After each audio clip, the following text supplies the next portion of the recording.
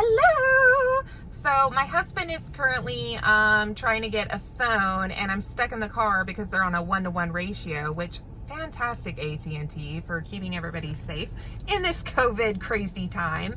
As you see, I was prepared to go in. I have my little cosmic kitty mask. It's my way to be witchy and safe. Today I really wanted to start off by going over and kind of redoing my first step to witchcraft video. Originally I had made that video really focusing on the technicalities of witchcraft, being that first step of meditation, learning how to empty your brain out so that you can actually focus and manifest, and then working on energy work.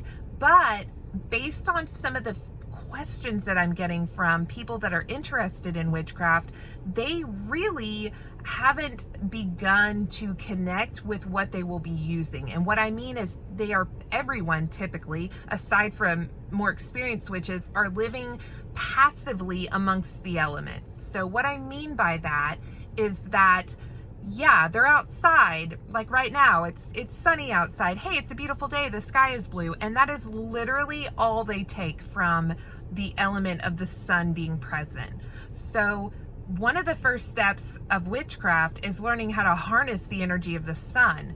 When you're outside for extended periods of time, obviously your skin burns because the sun is that overwhelming.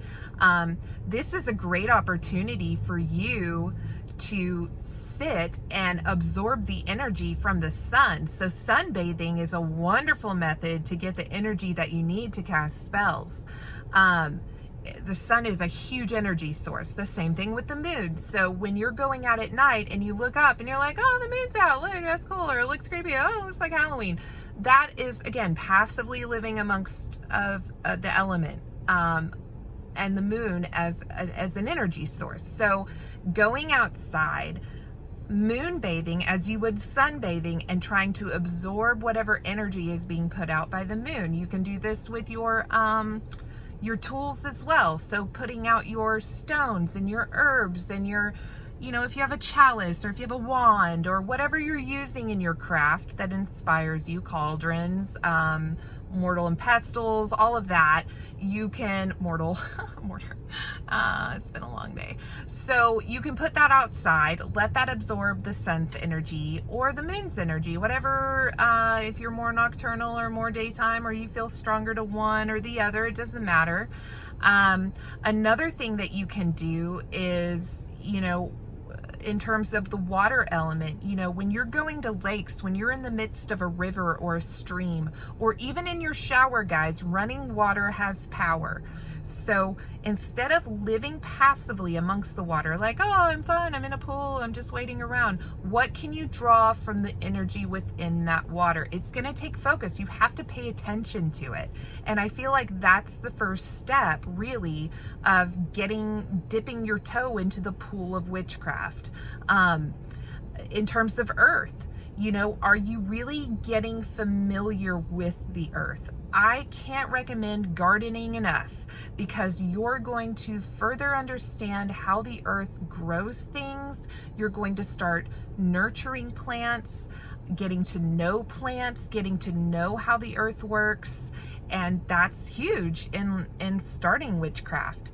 The next thing that you can do that's going to be really beneficial is getting over that fear of fire. I feel like a lot of witches, especially baby witches, will kind of be apprehensive about fire spells and be very scared of setting things on fire and burning things down. Now, I will tell you that I have heard many a witch that have burned their house down. So yes, fire is dangerous, but we can't be afraid of it any more than when you start spirit magic, you can be afraid of ghosts. It's a matter of training yourself. Yes, this is dangerous. This is what I can do to protect myself, but this is how I can utilize this incredibly dangerous, amazing element to enhance my craft. So with fire, getting familiar with fire, getting familiar with what burns, what doesn't burn, how fire acts in its natural state, so that you can then recognize when it reacts differently based on reacting to witchcraft.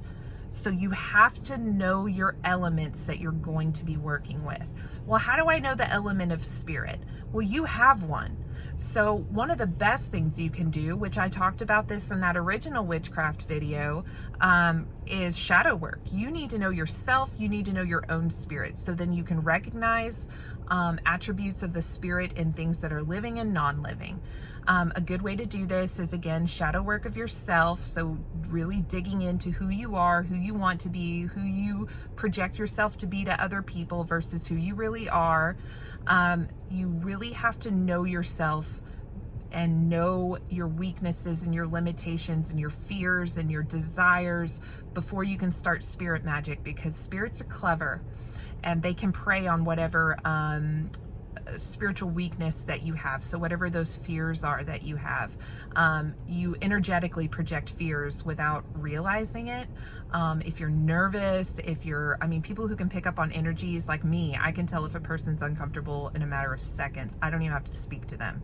I can see them in the store. I can see them walking around. I know if they're insecure. I know if they're just body movements and the energy they're projecting. So spirits can do that even easier than somebody who's very mindful and who's trained themselves to pay attention to that.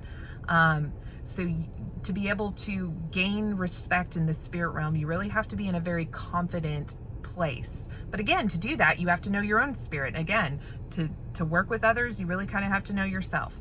So that is a great way to do that. The next thing I would recommend is, once you really get comfortable with all of these elements, then you can really start to kind of work on the technicality of practicing witchcraft, practicing craft, creating spells.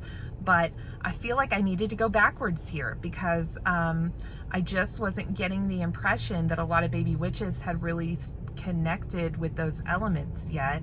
And then here I am telling them how to cast spells, and it's like, whoa, they don't even know, they're not even familiar with energy sources. So we're going backwards. So I am renaming this revised the first step in witchcraft, the very first step, elemental knowledge, woohoo, and elemental relationships. So hopefully this helps you guys.